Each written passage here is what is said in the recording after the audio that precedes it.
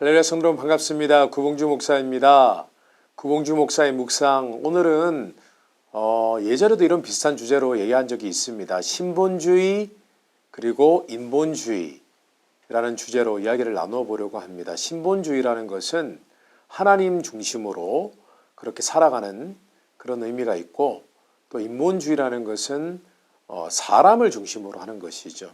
그래서 사실 인본주의가 영어로 하면 휴머니즘인데 우리가 휴머니즘 하면 사실 좋은 의미를 가지고 있습니다. 그런데 우리가 신본주의, 인본주의라고 얘기할 때는 우리 신앙적인 관점에서 조금 부정적인 면을 의미를 합니다.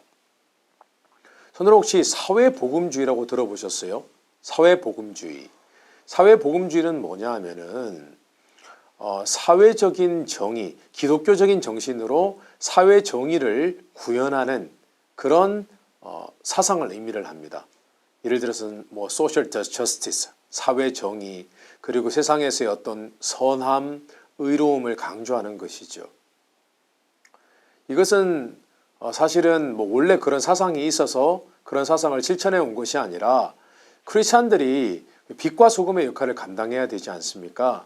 그래서 크리스찬들이 예수님을 믿고 변화되어서 그들 마음 가운데 도덕적인 어떤 그 욕구, 도덕적인 어떤 성취하고자 하는 그런 욕구가 생기고, 그러다 보니까 세상에 나가게 되어지고, 또 세상에서 여러 가지 악과 싸우고 또 사회적인 정의를 구현하는 그런 일들을 하게 되다 보니까 이 사회복음주의라는 말이 나왔던 것 같습니다.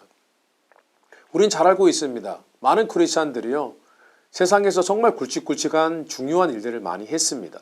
정의사회를 구현하고 실제로 세상에 이렇게 퍼져 있는 그런 사회 악들, 사회적인 어떤 범죄나 악한 일들, 규범들을 타파하는데 노력했던 것이 크리스찬들입니다. 사실입니다.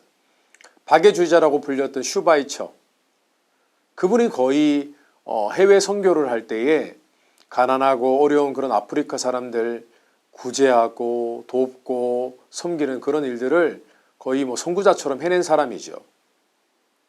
뭐 신앙, 복음을 전하는 것 이전에 사람이 해야 할 기본적인 도리를 했던 것입니다. 그래서 우리는 슈바이처 박사를 굉장히 존경합니다. 위인으로 생각을 하는 것입니다.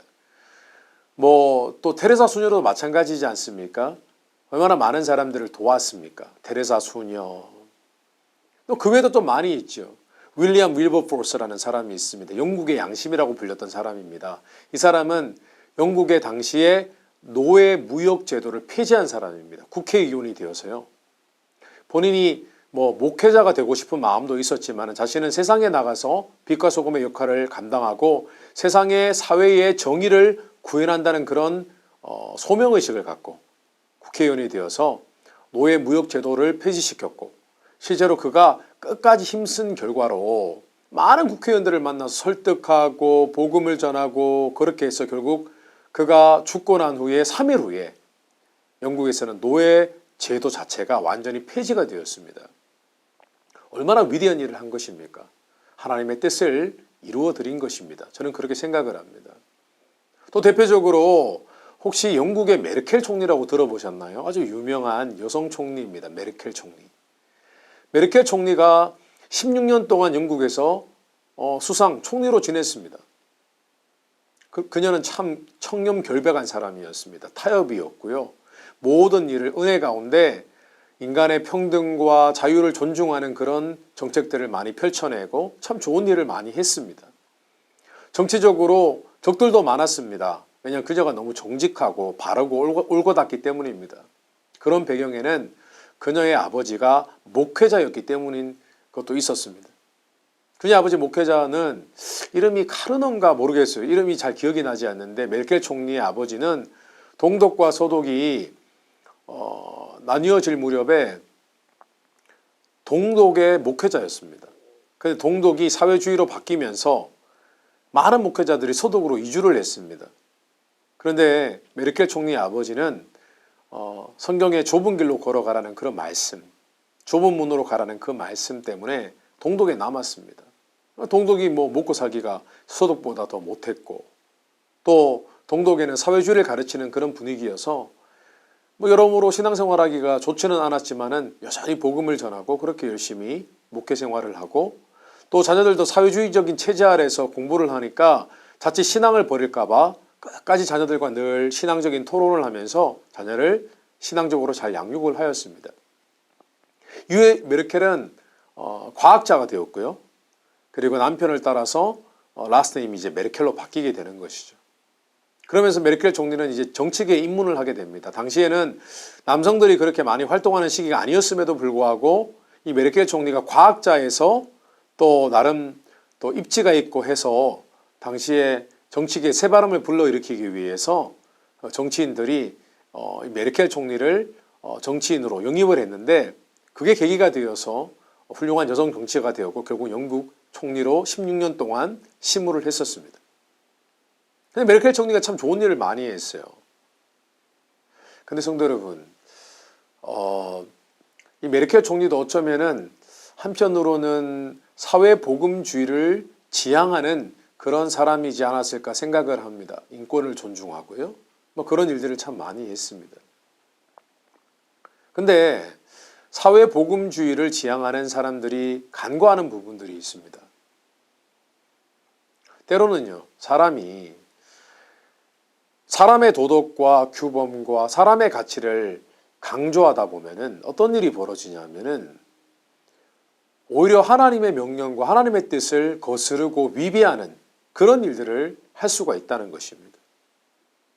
메르켈 총리가 100만 명이 넘는 무슬림 난민들을 독일에 이주할 수 있도록 그렇게 정책을 폈습니다. 그것은 순수하게 사람 인권을 존중하는 의미에서 독일의 많은 무슬림들, 이슬람권 사람들을 영입을 했었습니다. 100만 명이 왔어요. 지금 독일이 어떻게 된 줄 아십니까? 지금 독일은 이슬람화가 되었습니다. 화가 되어가고 있습니다. 이슬람 사람들은 자녀를 많이 낳잖아요. 독일 사람들은 자녀를 많이 낳지 않거든요. 선진화될수록 자녀 낳기에 빠듯하고 자기 개인적인 생활을 존중하는 편이지 않습니까? 그런 사회에 지금 이슬람 사람들이 독일에 와서 또 이슬람 사람들은 독일에 와서 마을에 정착을 하면 어떤 일이 벌어지냐 하면 자신들의 종교적인 자유와 종교에서 신봉하는 그런 본인들만의 어떤 법을 그 나라가 존중해 주기를 바랍니다. 그러다 보니까 지금 독일은 뭐 안 그래도 예전에 신학이 굉장히 발달하고 마틴 루터가 종교개혁을 함으로 인해서 엄청나게 부흥을 했던 곳이지만은 지금 교회가 다 문을 닫았지 않습니까? 근데 여기에 더해서 이슬람권이 지금 확장이 되어가고 있습니다. 이슬람화가 되어가고 있다니까요. 우리는 속지 말아야 됩니다. 지금 이 모든 생각과 모든 세상이 지금 어떻게 되어가고 있냐면은 하나님의 복음을 버리고 있어요. 배교를 하고 있고 신본주의가 아니라 인본주의로 넘어가고 있습니다. 사람 위주의. 우리 동성애도 마찬가지입니다. 하나님은 동성애를 어떻게 규정하고 하셨냐면은 순리를 쓸 것을 영리로 썼다라고 표현을 하고 있습니다. 이것은 뭐냐면은 하나님께서 만드신 창조의 원리, 남성과 여성, 하나님이 주신 성을 위배하고 거꾸로 사용한다는 뜻입니다. 이것은 다른 말로 하면은 하나님을 등지고 반역한다는 것을 의미를 합니다. 하나님은 이렇게 창조해 놓았는데 거꾸로 쓰는 것이죠. 지금 이 시대에 우리가 알고 있는 도덕, 자유, 평등, 이 모든 가치관들은 이미 하나님 말씀에 담긴 하나님의 뜻과 명령을 이미 거스르고 있습니다. 모든 것들이 그렇습니다. 저는 최근에 그런 소식을 들었습니다. 어떤 목사님께서 어떤 감리교 교단의 신학교에 가서 말씀을 전하셨다고 합니다. 근데 갔더니 보통 채플 시간이 되면은 기독교 학교에서는 채플 시간이 있습니다. 예배 드리는 시간이 있단 말입니다. 근데 그곳에 가서 예배를 드리는데 이상하게도 찬송가를 부르지 않더라는 겁니다. 찬양을 하지 않고 그냥 바로 잠깐 기도하고 목사님 또 앞으로 모셔서 그렇게 말씀만 전하고 왔다는 겁니다. 그래서 목사님께서 물어보셨대요. 그쪽에 계신 신학교 교수님께 왜 찬양을 하지 않습니까? 그랬더니 그 교수님이 하시는 말씀이 뭐냐면은 지금 이태원 참사 아시죠? 참 안타까운 일입니다. 이태원 참사가 일어났기 때문에 우리 모두가 안타깝게 죽은 그 영혼들을 기리기 위해서 추모해야 되기 때문에 하나님께 찬양하는 일을 하지 말고 그냥 말씀만 그냥 듣기로 했습니다 라고 하더라는 거예요. 성도 여러분, 언뜻 들어보면 맞는 얘기 같죠. 지금 나라 분위기가 안타까운 사람들이 많이 죽었으니까 사고로 죽었으니까 추모하는 의미에서 우리가 조금 기뻐하는 거는 좀 자중하자. 되게 좋은 의미 같죠. 제가 지금 이태원 참사에 있는 영혼들이 뭐 영혼의 가치가 없다 그렇게 말씀드리는 것이 아니지 않습니까? 안타까운 일이죠. 근데 복음의 관점에서는 하나님을 우리가 정말 힘들고 어려운 순간에도 하나님을 찬양할 수 있어야 되고 하나님을 예배할 수 있어야 되지 않습니까? 우리가 그것을 배운 것이 성경적인 거거든요. 아무리 내가 어려워도 지금 당장 부모님이 어떤 사고로 돌아가셔도 우리는 하나님 앞에 예배해야 되지 않습니까? 왜냐? 하나님이 더 중요하기 때문에. 하나님은 어떤 상황에서도 찬양받기 합당하신 분이시기 때문에. 지금 사람이 하나님보다 더 중요시 여겨지는 그런 사회가 되었습니다. 그래서 제가 앞서 사회복음주의라는 용어를 말씀드렸던 것입니다. 성도는 우리는 지금 미혹을 당하고 있습니다. 지금 어떤 시대를 우리가 살아가고 있습니까? 우리 개인의 신앙생활도 한번 생각해 보십시오. 성경 말씀에 하나님이 원하시는 우리를 향하신 뜻이 있거든요. 거룩하신 뜻, 거룩하신 명령들이 나와 있습니다. 그런데 가만히 우리 신앙생활을 한번 돌아봤으면 좋겠습니다. 우리 신앙생활 가운데 정말 하나님의 뜻과 하나님의 명령이 바로 서 있고 우리는 그 일에 순종하고 있는 것인지 아니면 우리는 아주 인간적인 가치와 인간적인 어떤 신념 또 인간적인 어떤 규범 이런 것들을 지키기 위해서 우리가 성경 말씀에서 배운 하나님의 뜻과 명령은 도외시하는 것은 아닌지 한번 생각해 볼 필요가 있다고 생각을 합니다.